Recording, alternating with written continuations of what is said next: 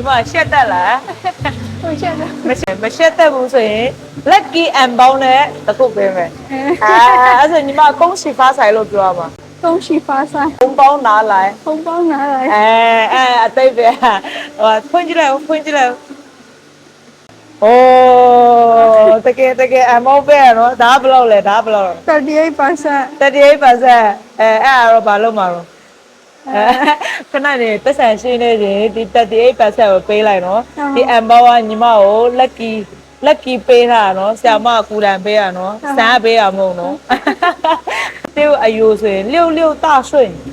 66大顺